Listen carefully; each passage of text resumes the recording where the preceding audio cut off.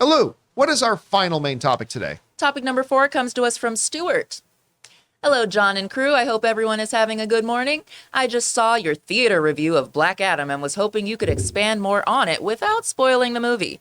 Personally, I loved it, including the third act, as I found the movie to be like a great summer action blockbuster movie, but in the fall season. So, John, you literally just came from the film. Yeah. Can you give us a little non-spoiler? Yeah, non-spoiler is always the hard part, right? So I went to go see Black Adam. I was very excited about it. I mean, a little trepidatious too, because I think their marketing campaign botched it. Like, The Rock has been doing everything he can do to get out there in his social media and on his own, but the actual marketing campaign, I think, for Black Adam did not do a good job to turn people onto the film, I think. So I went in to watch it. And if you saw her out of the theater with me and Ray, our straight out of theater review, and I said this to Rob this morning, I have never seen a movie this bad that I've had this much fun at. And we've all got movies that it's like, yeah, that movie's not very good, but I love this one. I think this is Vulture, their headline, Black Adam is Warner Brothers' most brutal superhero letdown yet. Ooh. I mean, there's a lot of people coming out, and listen, I get it. I do. I get the negative reviews. Like the people who are complaining about this movie and pointing out a lot of bad things about it. You know what? I totally get it. And I'm totally there with you in many ways, because the filmmaking of this movie is atrocious. Jamais Colette Sarah, I think that's who directed this one, should not be allowed to direct. Oh. The dialogue in this movie is atrocious. There's a kid character in this movie who it's a good thing they kept them out of the trailers, because this kid in this movie was a complete waste. And I'm big on kids in movies. I usually think, the kid plays a great role. And I get it. The kid kind of became the physical manifestation or representation of what grounds Black Adam to his humanity, because he kind of, I get all that. I understand the philosophical side of it. I do. But everything that came out of this kid's mouth was cringy. And I hate using that word. And I hate people who use that word. So I hate myself a little bit right now. Cringy is better than cringe. Cringy. It's like, it gets convoluted and whatever. So that's what I mean when I say I've never seen a worse movie, ... that I have had an incredible time at. Listen, we often see some bad movies that's like, but it had a few good moments. It had some shining moments, right? Here's the thing about Black Adam. It has so many of those moments.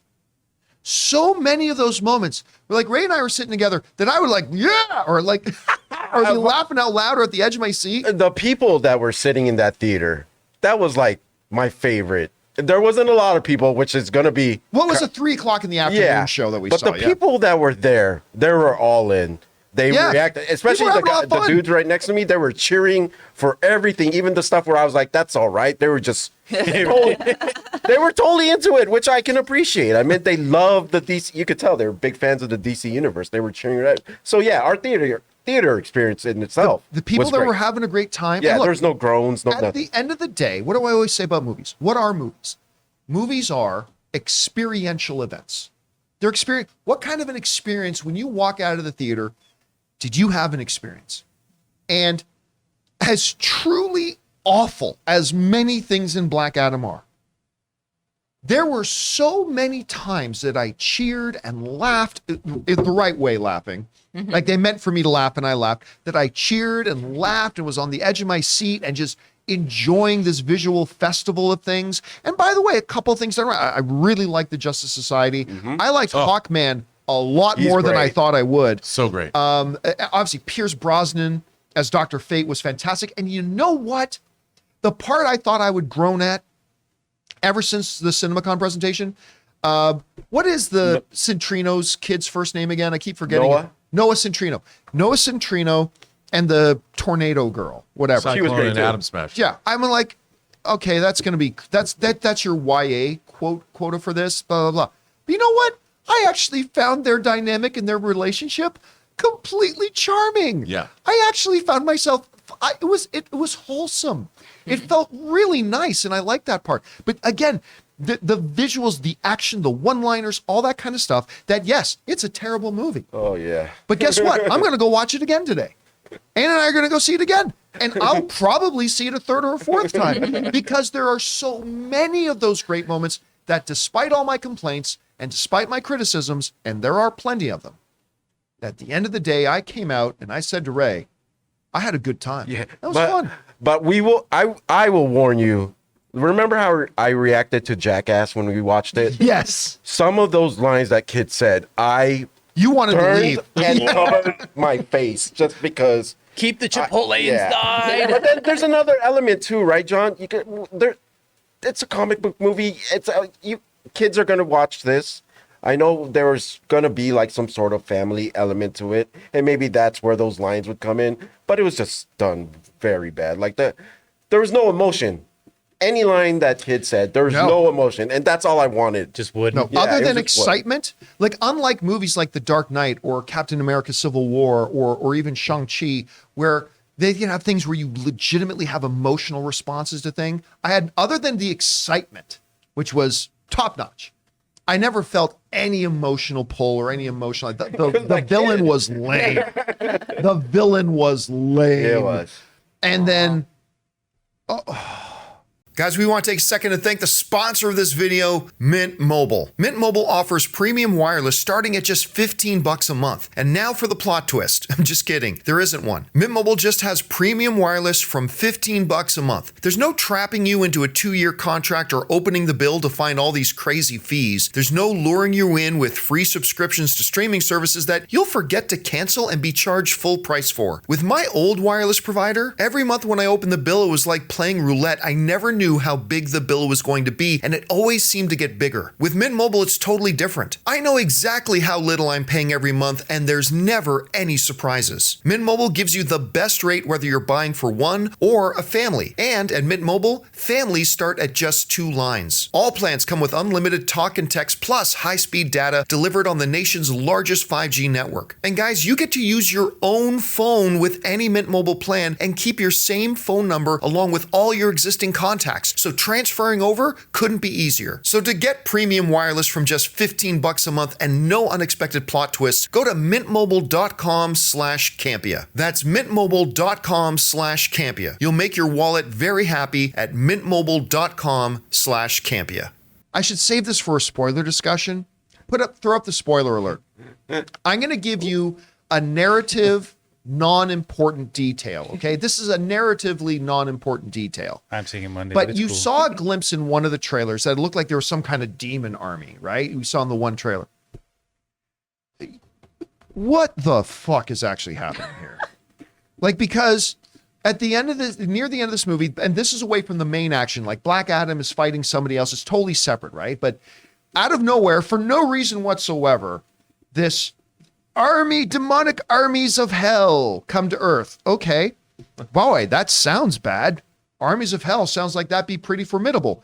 And in the words of Pitch Meeting, it's like barely an inconvenience because all you have to do is hit these demons of hell with a stick and they evaporate. Literally, like a couple of dozen people on the streets, just like, oh no, armies of hell. Well, let's pick up some sticks and hit them. And that's all you have to do. It's whack-a-mole. Armies of hell. That is how you deal with the armies of hell. And they just die. It's the simplest thing. I mean, but that is but a taste of some of the narrative tomfoolery that this movie tries to engage in. Anyway, end of the day, it's a bad movie, but I had a hell of a lot of fun and I'm going to go back and watch it again. Rob, what did you think of the movie? I've been waiting for this. No, I think that you have nailed it. You know, Christian Harloff said to me, he said, it feels like a 90s movie. It does. And I didn't quite understand what he meant by that. And there was enough like there's enough badass imagery, like here's our villain. But yeah, by the way, this fight was great. Yeah. I love all of it. Yeah, I mean, there's like you said, there's a lot of stuff in this, but what I found interesting is it seemed like this movie was written and made before the MCU, before even Bryan Singer's X-Men had come out. It seems like it was after somebody made Steel.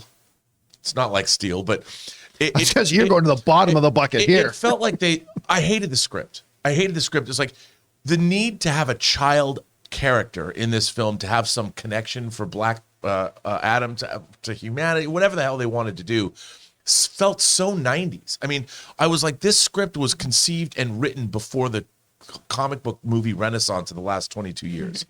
And that's what I didn't like about it. Because like you said, the film should have been like, I think if you're going to make a great superhero movie, take the superhero-ness out of it and write a great story.